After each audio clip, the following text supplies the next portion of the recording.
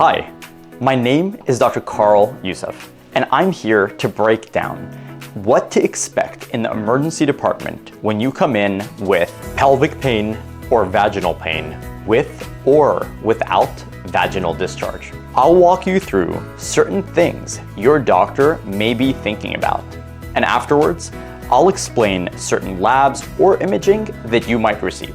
Depending on the complaint, we'll finish with some potential outcomes to expect if your doctor sends you home. Remember, in the emergency department, we don't just look for what is going on, we look for what isn't going on. What does this mean? It means that as emergency doctors, we always have a mental list of scary diagnoses that we have to make sure are not happening to you. So, even if we don't find the exact diagnosis within one ER visit, our goal is always to rule out big, bad, and scary things. As you go through your workup, remember that even if you don't see your doctor for some time, they are always following your results in the background.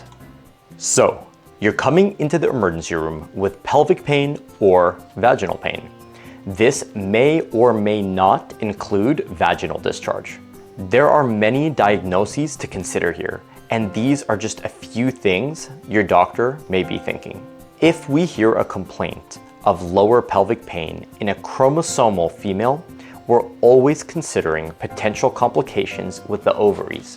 One complication can include ovarian torsion, which is a dangerous twisting or rotation of the ovaries.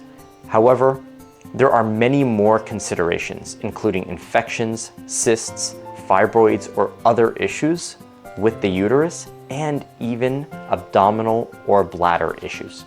Keep in mind, there are many organs within the chromosomal female pelvis, so there are a lot of things on your doctor's mind.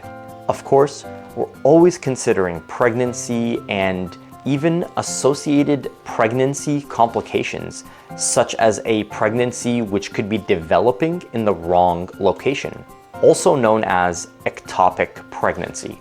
Now, if the pain is isolated to the vaginal area, we're definitely considering STDs, fungal infections, bacterial infections, as well as inflammatory conditions of the cervix. We're also concerned for any injuries of the vaginal canal, like cuts or tears, and we're usually making sure there isn't any external infection, including something called a Bartholin abscess, which is an infection of the fluid-secreting glands of the vagina. Depending on your complaint, your doctor may perform a vaginal exam to visualize the external vaginal area, the vaginal canal, and the cervix.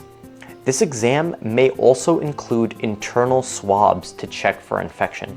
The exam usually includes a speculum exam, which unfortunately can be uncomfortable, and a digital exam, meaning the use of fingers to check for pain at the cervix and ovaries.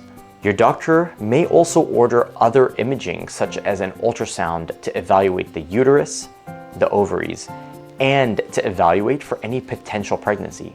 Additionally, your doctor may also order a urine analysis to make sure there is no urinary tract infection.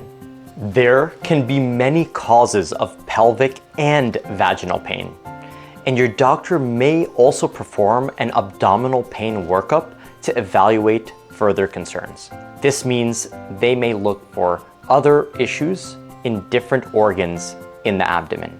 After some time, your doctor will explain your results to you. If your doctor is recommending that you stay in the hospital, it could be for additional monitoring, or it could be that your doctor found something that needs extra attention. In either case, your doctor will explain to you the reason for keeping you in the hospital. Finally, if your symptoms improve and you're being sent home, I'm happy to hear that. Make sure to follow your doctor's recommendations, and if your symptoms are not improving or are getting worse at home, we always encourage you to come back to the emergency department to make sure nothing was missed on the first visit. Depending on your findings, your doctor may recommend that you follow up with your gynecologist, or if you're found to be pregnant, an obstetrician. This type of physician is a specialist in chromosomal female anatomy, and following up with an obstetrician, also known as an OB doctor, is extremely important. I know that being in the emergency department can be an incredibly stressful experience, and I hope this is helpful for you. Again, this is Dr. Karl Yousef. Wherever you are, we care about you. We work hard to make sure that you're okay. While you wait, feel free to subscribe to this channel for more medical information from a board-certified emergency doctor. You can comment with video ideas that you want me to cover, and I'll take the time to reply to you. You can even watch some of the other videos on this channel for entertainment. Thank you for your time. I'm wishing you the best in your health.